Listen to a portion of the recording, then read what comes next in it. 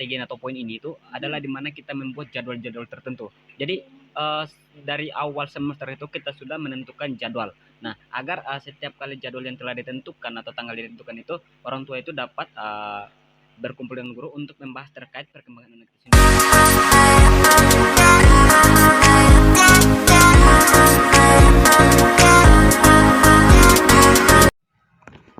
Halo guys, selamat siang. Kembali lagi di podcast saya, itu podcast Lydia. Hari ini kita ada narasumber kita, yaitu perkenalkan diri dulu. Nama saya Lukas Betvin. Oke, nah di sini narasumber saya adalah Mas Lukas. Nanti dia akan menjelaskan tentang buku yang sudah mereka angkat. Nanti dia akan jelaskan sendiri. Oke, kita langsung saja ke narasumber kita. Oke, balik Mas Lukas. Ya, jadi nanti saya kali ini akan membawakan ya, Mbak, ya, Iya. tentang materi yang itu di mana itu salah satu mata kuliah sih. Mata kuliah itu mata kuliah bimbingan dan konseling. Nah, Oke. kebetulan karena berkaitan dengan mata kuliahnya sendiri, jadi judul buku yang kami ambil ini terkait dengan strategi kolaborasi bimbingan dan konseling dengan keluarga. Nah, di mana itu di lingkungan pendidikan informal gitu. Di tingkat SD sih lebih tepatnya itu. Nah, Oke. dari judul itu sendiri juga kami ada mengambil, saya sendiri itu ada mengambil beberapa topik sih Mbak, yaitu yang paling penting menurut saya itu ada dua. Yang pertama itu ada peran BK atau peran bimbingan dan konseling itu sendiri di pendidikan informal, dan yang kedua itu ada tentang kolaborasi bimbingan dan konseling sendiri. Jadi bagaimana sih cara kita untuk membuat strategi untuk mampu menjalankan pendidikan BK itu sendiri gitu Mbak. Oke. Jadi itu adalah poin-poin penting dari materi yang akan Mas Lukas bawakan. Oke, di sini dia akan langsung kepada poin-poinnya aja, yang langsung Mas Lukas ya langsung jelaskan ke poin-poinnya aja. Oke, kita simak.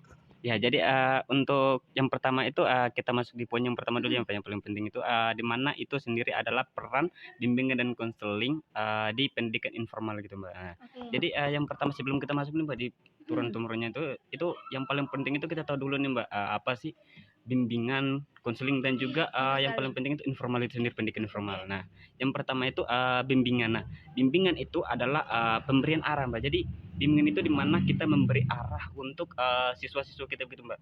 Jadi kebetulan kan ini berfokus nih Pak pada informal. Nah, informal itu sendiri adalah pendidikan yang didapat dari luar sekolah gitu Mbak. Dari bisa didapat dari keluarga, masyarakat, dan lingkungan sekitarnya gitu Mbak. Nah, kemudian ada juga konseling. Nah, konseling itu sendiri adalah proses tatap muka. Jadi ketika kita berbicara Mbak tentang bimbingan dan konseling itu, maka proses pembinaan yang dilakukan antar muka. Jadi tatap muka gitu Mbak, nggak bisa kamu di sana aku sini tuh terus bimbingan, nggak bisa gitu Mbak. Nah, jadi mesti antar tatap muka gitu Mbak. Oke. Nah, mungkin langsung saja kita masuk ke bagian pertamanya Mbak ya. Nah, Oke, langsung poin-poinnya aja ya Mas Lukas poin-poin ya. pertamanya itu ada ini dari peran bimbingan konseling sendiri memiliki beberapa peran penting Mbak. Nah, yang pertama itu tentang membantu karakteristik anak itu. Jadi kita itu dapat membantu pembentukan karakter anak itu sendiri Mbak. Oke. Mungkin saya bertanya terlebih dahulu ya Mas Lukas ya, saya sangka. Nah, seperti yang kita ketahui ya Mas Lukas, kayak karakteristik anak itu sendiri sangat berbeda-beda. Nah, bagaimana sih caranya kita sebagai calon guru nih supaya kita tahu karakteristik anak itu terlebih dahulu? Bagaimana biar kita mengetahui karakteristik mereka dulu lah Mas Lukas, ke dasarnya dulu. Bagaimana caranya? Jadi dalam proses nih Mbak ya. Nah, kebetulan kan ini kan fokusnya kepada pendidikan formalnya. Jadi pada dasarnya itu sebenarnya pendidikan formal ini sendiri dalam karakter anak nih Mbak. Nah, kita tuh tidak berfokus pada guru Mbak. Nah, tapi pada kali ini kita berfokus pada orang tua dan masyarakat. Jadi di mana anak itu kita membina karakter anak itu dari keluarga dan masyarakat gitu Mbak. Nah, salah satu contohnya nih Mbak, dalam membina karakter anak itu orang tua itu kan istilahnya gini, kalau guru kan orang tua kedua. Nah, sementara di rumah itu kan orang tua itu yang paling prioritas pertama, karena kebanyakan itu waktu yang dihabiskan di sekolah itu cuma sepertiga atau seperempat lah kira-kira ya. Nah, sementara fullnya itu di orang tua gitu loh Mbak. Nah, jadi pertama itu kita fokus ke orang tua itu, di mana orang tua itu dapat membantu membentuk karakter anak yang sangat bagus. Nah, di mana kita dari awal kita bisa menuntun mereka ke berbagai hal-hal bagus. Itu contohnya itu kerajinan. Nah, kerajinan itu juga, karena kebanyakan tuh anak sekarang tuh malas gitu, Mbak. Iya Kayak benar, scroll TikTok kan benar gitu. sekali. Walaupun masih SD tapi, main sosial media itu lancar sekali gitu loh, Mbak. Nah, jadi yang paling penting itu, Mbak, kita pertama itu harus, orang tua itu harus membina anak, dapat menuntun anak itu ke arah-arah yang baik gitu loh. Nah, mungkin kita bertanya lagi ya guys ya, kita bertanya lagi nih Mas. Nah, kebetulan tadi kan ini berarti berkaitannya terlebih dahulu ke yang dasar ya, Iya, ke lingkungan dan ke keluarga dan lingkungan. iya. Nah, begini nih Mas Lukas, kan apalagi ya untuk anak-anak Gen Z. Ya, Gen Z gitu ya ya. istilahnya ini Gen Z. Banyak sekali anak-anak Gen Z ini Mas Lukas yang kayak apalagi orang tuanya yang Gen Z juga ya. Justru mereka untuk menenangkan anaknya ini malah menggunakan HP Mas Lukas. Justru bukan ke yang lebih kayak mungkin seharusnya ke buku, kayak mungkin belajar di buku atau kayak gimana, tapi justru kalau anaknya lagi rewel atau apa langsung mereka kasihkan ke HP. Nah, pertanyaannya itu Mas Lukas, bagaimana sih justru orang tua ini justru ke orang tuanya nih Mas Lukas yang membina anaknya kadang malah ke yang nggak baik kan ada seberapa nggak semuanya Iya. tapi ada seberapa orang tua yang justru malah kayak ya udahlah yang penting dia diam kayak gitu Iya, banyak yang kayak gitu emosi, ya Mbak, Mas ya. Lukas banyak ya udahlah yang penting dia diam kasihin HP aja tapi dia nggak tahu dampaknya padahal kalau keseringan dikasih HP nanti anaknya ternyata untuk membaca buku justru malas kayak gitu ya Iya, Mas iya. Lukas. Nah bagaimana sih misalnya sarannya nih supaya penonton yang menyaksikan video kita ini nanti mungkin orang tua atau anak-anak bisa menyaksikan podcastnya kita Iya. ini bisa tahu oh ternyata ada saran nih dari Mas Lukas terkait kayak gitu. Oh, Bagaimana iya. Mas? Jadi gini, Mbak, sebelumnya kan, kalau menurut saya pribadi nih, Mbak, Iya. nah sebenarnya itu juga nggak salah, tapi ada salahnya Mm. juga itu, Mbak. Nah, kenapa ada 2 kemungkinan atau 2 pilihan saya di situ, Mbak. Nah, yang pertama nih, Mbak, kalau kita, memberikan handphone ya atau, alat komunikasi untuk mereka mainkan itu sebenarnya nggak salah, tapi dalam tanda kutip itu harus di dalamnya itu kita, berikan game yang bukan sekedar game, tapi di mana game itu mendukung pembelajaran mereka gitu loh, Mbak. Atau dapat mendukung, karakteristik anak itu lebih berkembang gitu.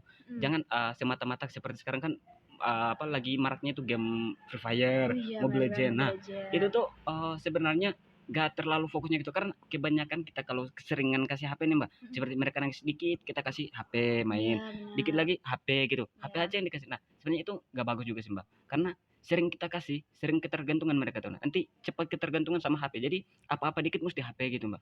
Nah, karena kalau menurut saya pribadi nih, Mbak, kalau seandainya nih anak ini kalau dia nangis HP nih, kita gak usah kasih lah sekali-sekali gitu lah, Mbak. Nah, itu agar membuat mereka nggak terlalu ketergantungan gitu loh, Mbak.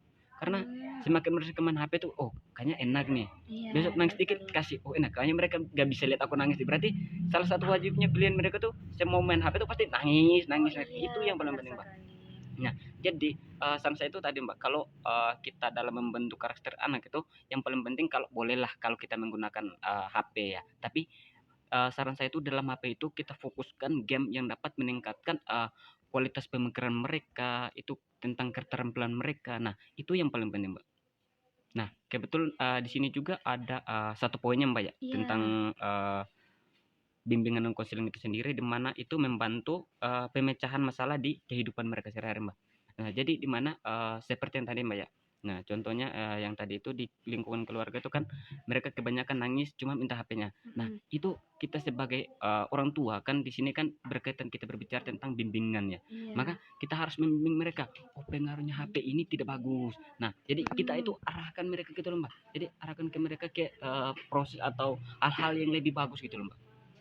Oke, ternyata ini guys, teman-teman, ternyata yang paling penting menurut Mas Lukas ini adalah orang tua itu sendiri, bagaimana cara mereka mengontrol anaknya Ya. yang baik dengan tidak baik. Karena memang anak zaman sekarang itu memang harus juga seperti yang Mas Lukas bilang menggunakan HP. Tapi bagaimana cara orang tua supaya menempatkan posisi HP itu dengan baik gitu ya Mas Lukas. Itu yang kita dapat petik dari poin pertama. Mungkin masih ada poin-poin lagi yang penting menurut Mas Lukas, kita boleh lanjutkan Mas. Oh ya, masih ada juga poin tentang bagaimana kita sebagai orang tua atau masyarakat sekitarnya nih Ya. dapat mendorong anak terhadap perkembangan sosial dan emosional mereka, Mbak. Oke. Nah, Sambil itu minum tuh ya Mas ya, ya. silakan minum, Mbak, silakan, silakan. Nah, jadi itu tuh sangat penting gitu loh, Mbak. Kalau di mana kita orang tua itu dapat membantu meningkatkan kemampuan sosial dan emosional mereka. Iya. Karena itu sangat berdampak pada anak atau ya biasa dibilang anak kecil itu relatif itu bisa berubah-ubah tergantung dengan apa yang mereka alami gitu Mbak di sekitar mereka gitu Mbak. Ya. Nah contohnya itu kalau di lingkungan sosial yang Mbak ya terkait dengan sosial dan emosional anak yang Mbak. Nah ketika anak itu bergaul dengan orang yang contohnya nih kalau anak baik nih Mbak, kalau bergaul dengan anak yang bisa kita bilang prioritaskan nakal ya. Nah kebanyakan itu mereka akan dengan sendirinya itu kepribadian mereka yang pada awalnya baik itu dapat berubah ke hal-hal negatif seperti itu, kayak nakal gitu, sering keluar, sering berantem, nah kan gitu. Tapi kalau anak kita tuntun dengan baik, kita mengajarkan mereka hal-hal yang baik itu, maka dengan sendirinya itu kepribadian mereka tuh akan semakin baik gitu. Ya. Oke, kayak gitu ya Mas Lukas. Oke, kita ambil petik ya. Ternyata menurut Mas Lukas ini pergaulan gitu ya Mas Lukas. Lebih tepatnya ke pergaulan itu adalah pondasi awalnya itu orang tua. Nah, mungkin menurut Mas Lukas itu pondasinya orang tua itu kenapa? Karena bagaimana cara orang tua mendidik anaknya supaya dapat memilah mana yang baik, mana yang enggak. Kayak gitu ya Mas Lukas dalam pergaulan. Nah, kadang di pergaulan juga ini ada juga orang yang kelihatannya baik-baik tapi ternyata enggak baik. Ada juga yang kayak gitu ya Mas Lukas ya. Gitu, Nah, ibarat kayak kalem-kalem tapi bohong kayak gitu.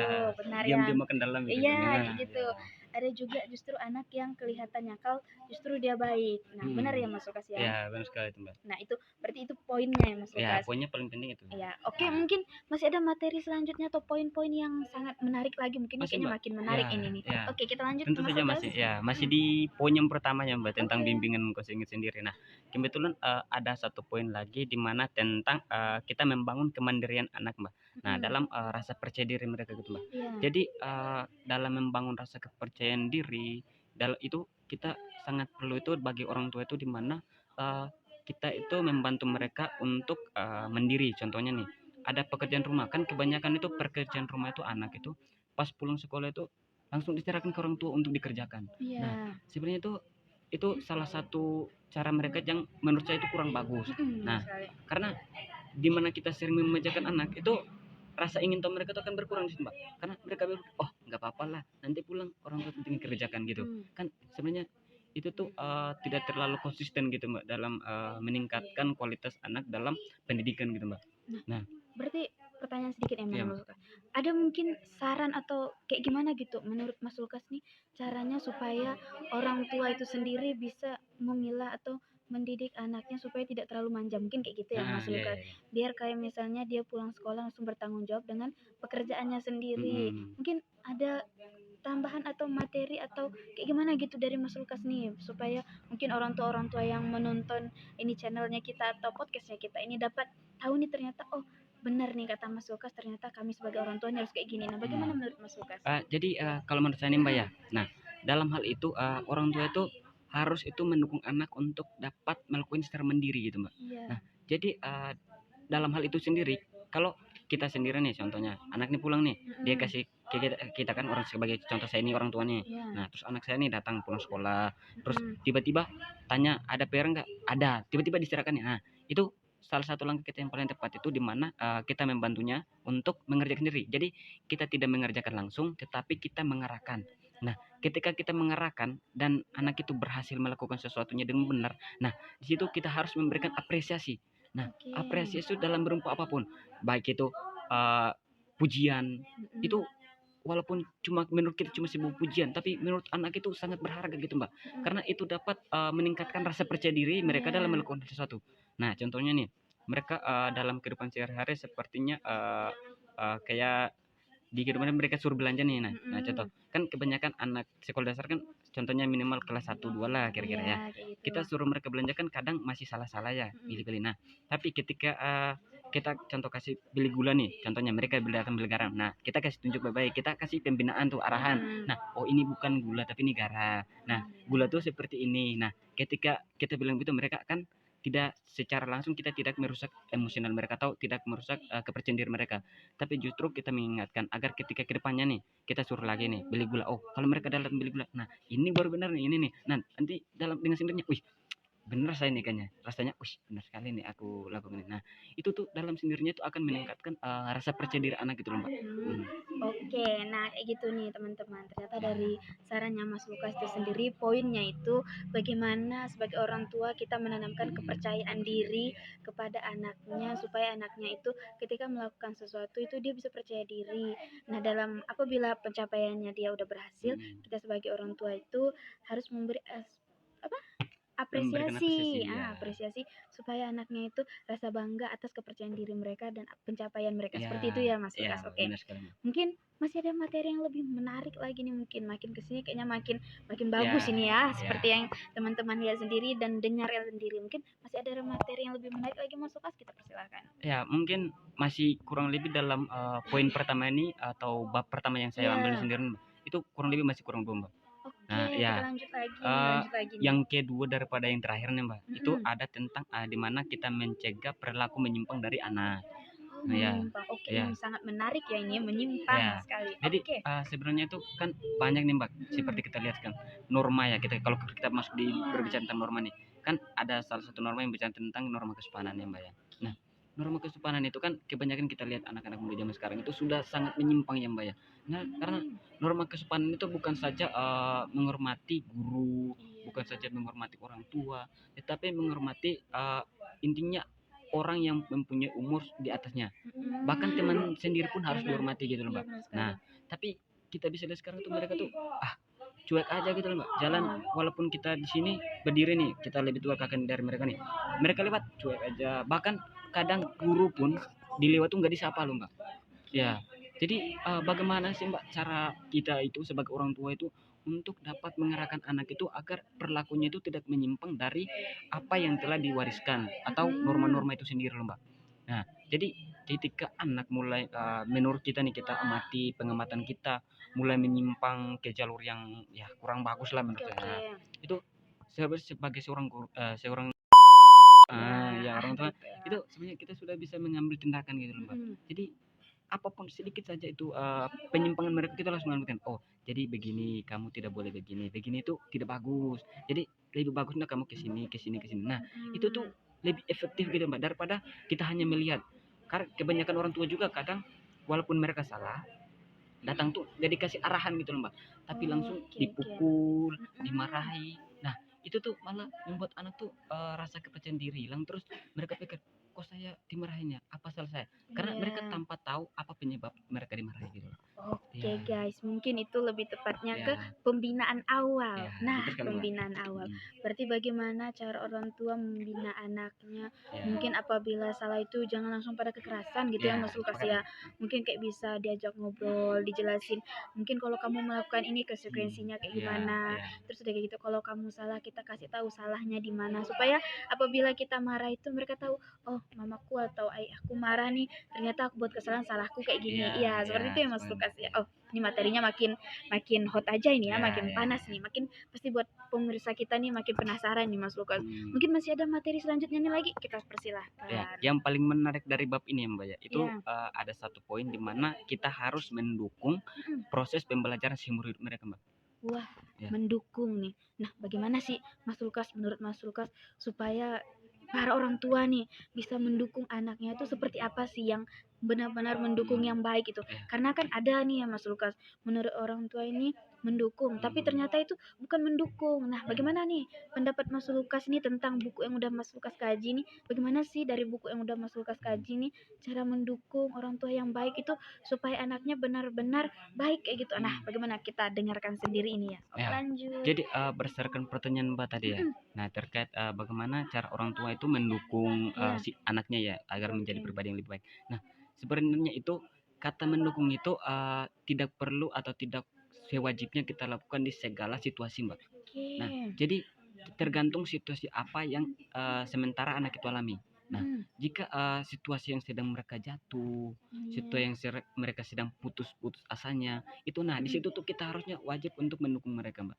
Nah, di mana kita memberikan lagi kepercayaan diri, memberikan dorongan, motivasi agar mereka itu semakin berkembang gitu Mbak. Karena bisa kita bilangnya pendidikan itu adalah seumur hidup Mbak. Nah, bukan saja di tingkat SD, tingkat SMP atau tingkat perguruan atau sekolah-sekolah aja, enggak. Tapi benar. pendidikan itu seumur hidup, Mbak. Dimanapun kita berada, baik di sekolah, di rumah, di hutan, dimanapun tempat kita berada, itu adalah pengetahuan kita.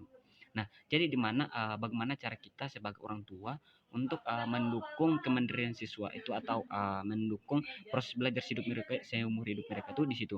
Jadi apapun yang menurut kita mereka tidak tahu, kita harus memberikan pengetahuan itu.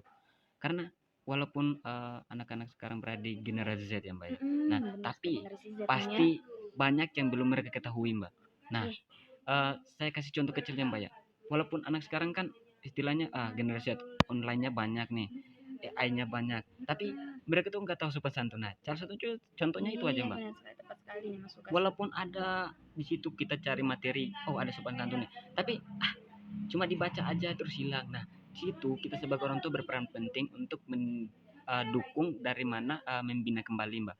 Jadi berbicara tentang bimbingan dan konseling pada awalnya itu di mana kita harus terus membina, Mbak. Jadi mendukung itu dalam arti kita membina. Nah, jadi kita membina terus menerus anak kita sampai akhir hayat kita gitu, Mbak.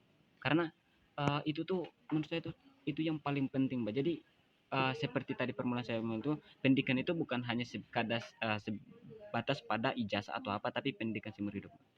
Oke, nah kayak gitu nih teman-teman semuanya. Nah itu menurut pendapat dari Mas Lukas terkait buku yang udah dia kaji nih, karena Mas Lukas tidak mungkin langsung asal mengkaji ya, karena dia sudah melihat dari pengalaman, terus lingkungan sekitar, mungkin dia juga udah ada penelitiannya kayak gitu ya Mas Lukas. Nah ini adalah bab pertama yang Mas Lukas kaji. Kita akan lanjut ke bab kedua, tapi sebelum itu kita minum terlebih dahulu ya. Minum Mas Lukas. Ingin beli jus minum. ST, ST nih. Mampir. Kebetulan panas ya, Mbak. Iya, benar. Jadi ademkan dulu. Oke, ademkan dulu ya biar enggak terus serak-serak. Oke, mungkin kita bisa lanjut ya Mas Lukas ya. Oh ya, Mbak. Oke. Oke guys, kembali lagi dengan podcast saya, Lydia. Nah, di sini kita melanjutkan lagi dari materi yang sudah dibawakan oleh Mas Lukas tadi ya. Tadi dia udah membawakan bab 1 dari buku yang sudah dia kerjakan. Selanjutnya dia akan membawakan bab keduanya nih dari buku yang sudah dia jelaskan. Nanti Mas Lukas sendiri akan memaparkan materi yang sudah dia kerjakan. Nah maaf ya teman-teman kalau misalnya ada kedengaran suara hujan-hujan ya. Kebetulan nih kami udah Mas Lukas ini podcastnya nih sambil suara rintikan hujan. Tapi makin seru, makin hujan kayak gini makin hot nih pembahasannya. Apalagi terkait tentang bimbingan dan konseling nih ya Mas Lukas ya. Oke kita lanjut saja ke Mas Lukas terkait materinya. Ya. Jadi nanti di bab ini kita akan membahas tentang bagaimana sih strategi kolaborasi dalam bimbingan dan konseling itu sendiri, Mbak. Oke. Poin yang paling pertama di sini tuh kita akan berbicara tentang konsultasi terutama antara guru dan orang tua sendiri, Mbak. Oke.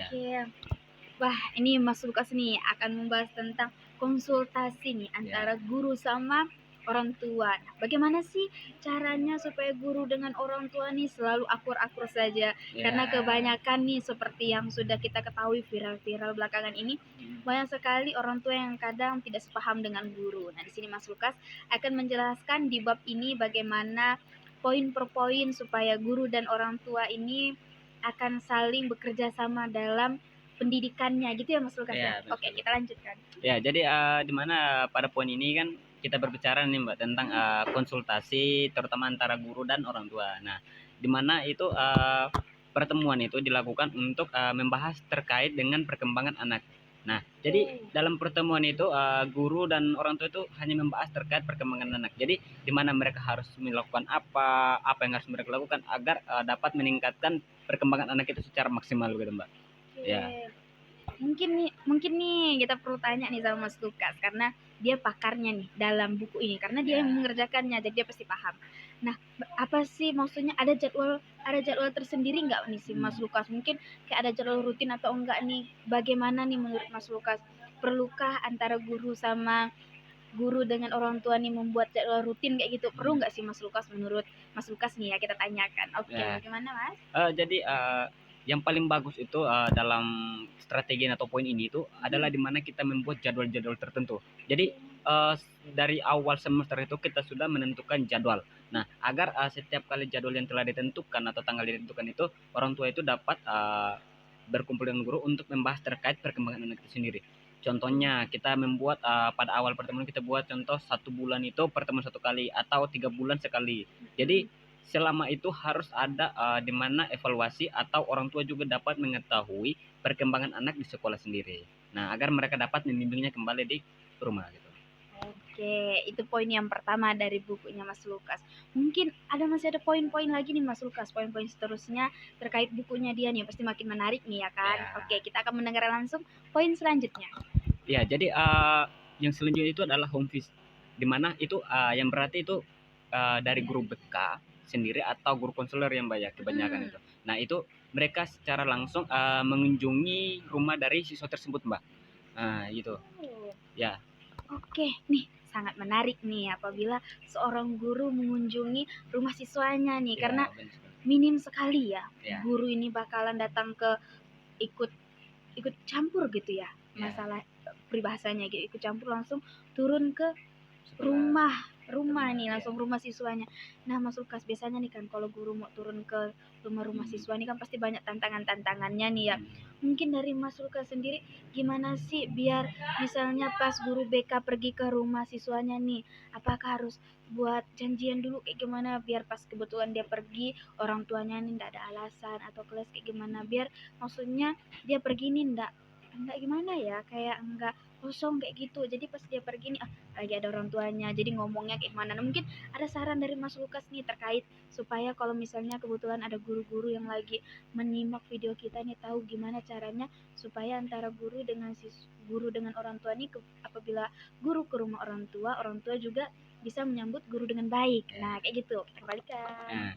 Jadi menurut saya nih Mbak ya, sebelum guru pergi ke rumah orang tua dari siswa itu sendiri, di mana itu harusnya pada awalnya itu harusnya sudah membuat janji. Nah, agar mengurangi atau kita meminimalisir itu kesalahan yang tadi Mbak sampaikan itu, bahwa ketika gurunya sampai di rumah orang tuanya malah tidak ada atau kemana gitu. Nah, jadi agar orang tuanya juga membuat persiapan gitu loh Mbak. Nah, terus apa sih yang disampaikan guru ketika pergi ke rumah siswa itu sendiri. Nah, di mana itu dia membahas secara detail perubahan yang dilakukan siswa di sekolah, Mbak. Nah, jadi agar kebanyakan kan pada dasarnya Mbak ya, siswa itu ketika ditanya itu terkait guru BK atau bahkan orang tua ya Mbak ya, pada dasarnya tuh ketika kita belum memberikan pemahaman tertentu tuh mereka berpikirnya bahwa guru BK adalah guru yang selalu itu menindaklanjuti atau mengklaim hal-hal yang tidak di luar kemampuan gitu loh. Seperti mereka nakal harus dipukuli atau dibina, tapi sebenarnya guru BK itu adalah membina. Tugasnya cuma membina, tidak sampai hal-hal yang terlalu ini, Mbak. Nah, jadi guru ke rumah itu pada dasarnya itu seharusnya sebelum dia menyampaikan perilaku anak di sekolah, tingkah laku anak itu dia menyampaikan perubahan-perubahan apa yang dimiliki sih di sekolah itu anak itu dari anak itu. Jadi agar mereka itu orang tua tuh mendengarkannya dengan seksama gitu Mbak. Karena kalau kita pergi langsung pada poin intinya itu takutnya malah disalahpahami oleh orang tua itu sendiri. Oke, nah menurut Mas Lukas sendiri nih, ternyata guru BK itu kan di pandangan orang itu guru BK berarti datang ke rumah siswa ini berarti siswanya itu nakal kayak gitu, buat rusuh atau buana. Ternyata guru BK ini datang ke rumah siswa itu juga bisa jadi loh dia menyampaikan bahwa oh ternyata siswanya ini punya kelebihan tersendiri dalam akademiknya. Jadi dia ke rumah siswa supaya memberitahu kepada orang tuanya bahwa supaya ada dukungan tambahan dari orang tuanya. Nah, seperti itu poinnya ya. Mungkin ada poin lagi nih dari Mas Lukas terkait yang antara orang tua dengan guru nih. Nah, apakah ada Mas Lukas? Iya Mbak, tentu saja ada. Nah, di mana salah satu poinnya lagi itu di mana pendampingan anak di rumah. Nah, karena kebetulan kan kita berbicara di awal itu tentang strategi konseling antara guru dan orang tua yang Mbak ya. Nah, jadi pendampingan orang tua di rumah itu juga sangat penting Mbak. Nah, di mana guru juga dapat membantu mendampingi anak di rumah setelah di sekolah gitu Mbak. Karena hampir sebagian persen besarnya waktu itu dihabiskannya di rumah gitu Mbak. Nah, oke sebelum lanjut sambil makan nih Mas Lukas ya, kita sambil makan. Karena di sini podcastnya itu kita santai-santai sambil mengkaji, sambil menggali, tapi jangan kosong perutnya, ya kan? Oke, silakan. Oke. Nah, itu pendapat dari Mas Lukas terkait tadi apa poin yang mendampingi anak di rumah. Nah, seperti itu ya. Oke, selanjutnya Mas Lukas akan mengupas kembali lagi dari buku-buku yang sudah dia kerjakan. Nah, ini pada poin selanjutnya Mas Lukas akan menyampaikan. Saya kembalikan. Ya, jadi di sini ada poin lagi di mana itu tentang komunikasi dua arah. Nah, di mana komunikasi dua arah ini sendiri di mana tentang memanfaatkan media digital juga bisa, WhatsApp, itu terkait dengan grup ya, grup-grup kelas gitu atau grup yang bisa antara guru dan siswa bisa berkomunikasi, guru dengan orang tua, itu tuh sangat berguna juga. Kemudian ada aplikasi-aplikasi sekolah lain di mana ya yang intinya itu pada dasarnya aplikasi itu mendukung grup yang memuat guru dan orang tua juga. Itu untuk guna mempererat hubungan antar komunikasi guru dengan orang tua gitu. Oke, ternyata menurut Mas Lukas nih, komunikasi dua arah ini sangat penting supaya antara orang tua dengan guru ini tidak ada clash atau salah komunikasi. Karena komunikasi apalagi zaman sekarang yang Mas Lukas yang Mas Lukas sampaikan tidak hanya lewat ketemu langsung, karena ketemu langsung susah. Sekarang kita udah makin canggih, jadi kita bisa menggunakan yang namanya grup WhatsApp. Nah, grup WhatsApp ini adalah mempersingkat cara komunikasi kita nih dengan orang tua itu sendiri. Nah, itu adalah kesimpulannya ya. Mungkin dari Mas Lukas sendiri masih ada nih materi dari bab yang sudah dia kaji nih. Kita persilahkan ya teman-teman kalau memang masih ada atau mungkin sudah tidak ada lagi tapi ada penyampaian terakhir, kita juga persilahkan. Kita kembalikan. Ya, jadi mungkin untuk materinya sudah saja Mbak ya. Nah, tapi mungkin sebelum kita tutup saya akan menyimpulkan kembali ya Mbak dari beberapa pembahasan kita tadi ya Mbak ya. Nah, jadi tujuan pertama itu di mana itu menciptakan itu keselarasan antara pendidikan dan pendidikan sekolah dan pendidikan di rumah gitu Mbak. Nah, kemudian itu di mana juga salah satunya dapat mencegah kesalahpahaman atau dan konflik. Jadi itu kan sebenarnya dapat mencegah itu kesalahpahaman, kan kebanyakan guru mendidik orang tuanya salah paham gitu Mbak. Nah, jadi itu juga salah satu cara agar dapat menjaga konflik antara orang tua dan guru gitu Mbak. Yang terakhir itu mungkin dapat membentuk dukungan menyeluruh terhadap tumbuh kembangnya anak gitu Mbak. Mungkin itu saja sih Mbak dari saya. Oke, kita berterima kasih ya kepada narasumber kita yang sangat luar biasa karena dia bisa mengkaji kembali nih atau menyampaikan dari buku yang sudah dia pelajari atau dia buat, karena cara pembuatan buku dia ini sendiri juga tidak asal-asal buat ya Mas Lukas ya, karena dia pasti mengambil atau meneliti langsung nih ke tempat-tempat dari penglihatannya secara langsung maupun dari narasumber-narasumber yang dia ambil. Nah, mungkin itu saja podcast kita hari ini, sampai jumpa di podcast selanjutnya. Dadah. Bye.